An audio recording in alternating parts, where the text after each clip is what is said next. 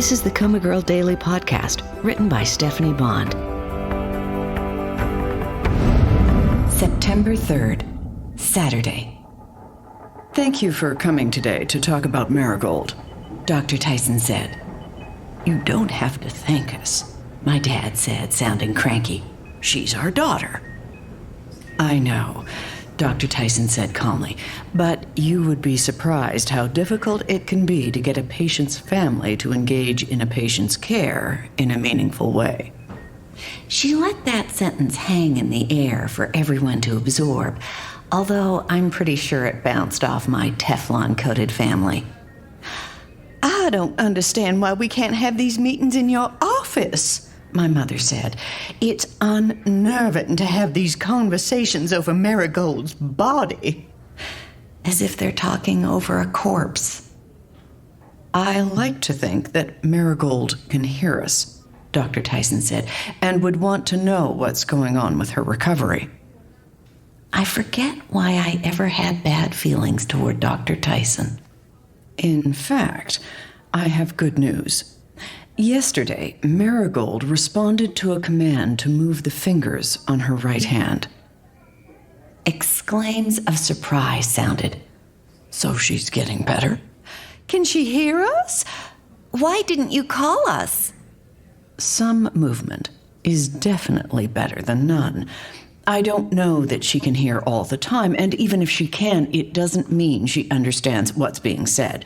Reacting to a command to move fingers is a very basic response, but it's cause for optimism.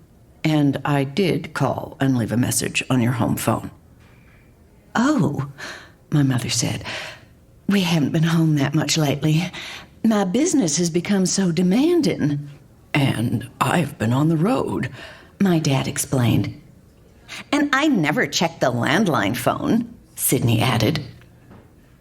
Well then, Dr. Tyson said, which pretty much said it all, really. Sydney was the first to recover. But what great news! A few digital noises sounded. And I just posted it to Facebook. COMA Girls followers will be thrilled. Dr. Tyson cleared her throat. Now, as for the fetus, I want to begin by telling you the ultrasound revealed a strong fetal heartbeat and confirmed it's 14 weeks along.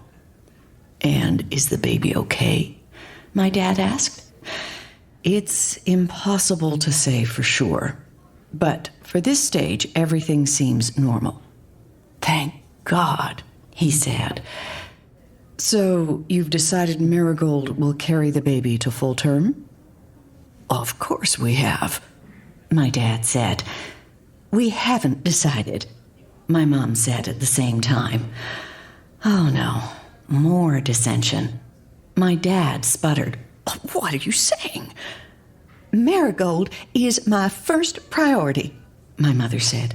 I want to know more about what this pregnancy will do to her.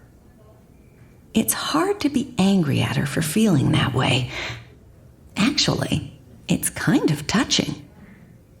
That matters to me, too, he said, his voice rising. Why don't we hear what the doctor has to say? Sydney suggested.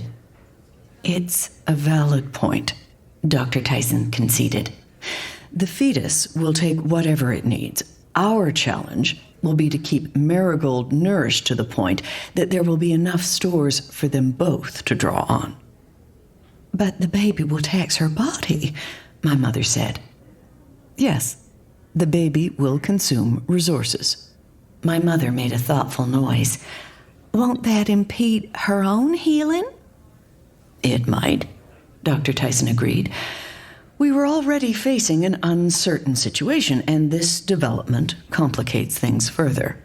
I can only assure you that we'll have the best team possible looking after Marigold and the baby, if the decision is made to continue with the pregnancy. We want the pregnancy to continue, my dad said. No, my mother said, her voice sounding robotic. We will discuss this and get back to you, Dr. Tyson. If Marigold is showing signs of improving, I don't want this to be a setback. There is one other thing to consider. Dr. Tyson said, Mr. and Mrs. Kemp, I'm sure you recall the information you passed to me about the experimental drug the physician at Walter Reed has had some good results with. Yes, my mother said. The military research doctor our son reached out to. Right. You said the drug wasn't right for Marigold's situation, my father said. There was a reconsideration, and the window to administer the drug was narrow, so I made a decision to give it to Marigold. Oh, she was covering for Dr. Jarvis. Without consulting us? My mother demanded. I left a message on your home phone to please call me as soon as possible, Dr. Tyson said. Ooh, good one, Dr. Tyson, to turn their disinterest back on them, even if it was a fabrication. When I didn't hear back, she continued in a rush, I had to make a unilateral decision I thought was in the best interest of my patient. And since you were the ones to bring Dr. Oscar and his experiment to our attention, I assumed you would approve. When was this? My father asked. 2 weeks ago. And this is the first we've heard of it? Sydney asked, sounding litigious. There was some miscommunication between me and Dr. Jarvis. I only just became aware that you weren't informed. My sincere apologies. So, the drug is the reason Marigold moved her fingers? My father asked. We believe so, Dr. Tyson said. I knew it would work, my mother said. My son Alex is brilliant.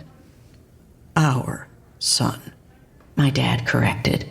Oh, good grief. Yes, well, Dr. Tyson said, what I'm trying to say is the drug was administered before we knew about the fetus. Will it cause problems for the baby? Sydney asked. We don't know. The drug hasn't been tested on a pregnant, comatose patient. But it's a drug for neural stimulation, my dad said. So for all you know, it could be good for the baby. That's possible, Dr. Tyson admitted. But typically, a fetus develops best in an unadulterated environment. What's the window for terminating the pregnancy? My mother asked. 20 weeks. So there's still time. You need to prepare yourselves for a range of outcomes regarding both Marigold and the fetus. If you like, I can recommend a therapist who will help you reach a decision that's best for your family. That won't be necessary, my mother said briskly. We've never needed a therapist to help us make family decisions before, and we're not going to start now. Right, I thought. Why ruin a winning streak? We'll get back to you, my mother said, as soon as we decide the best course of action. Meanwhile, I want your personal assurance that this information will be kept completely confidential. Don't worry, Dr. Tyson said evenly. I don't have a Facebook account.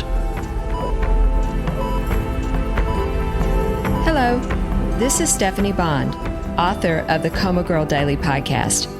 It's getting good, isn't it? Poor Marigold, at the mercy of dysfunctional family and friends. How frustrating. Have you ever known anyone who was in a coma? Share your story in the Facebook group for COMA Girl fans. The link is in the show notes, along with links to some of my other projects. Thanks so much for listening.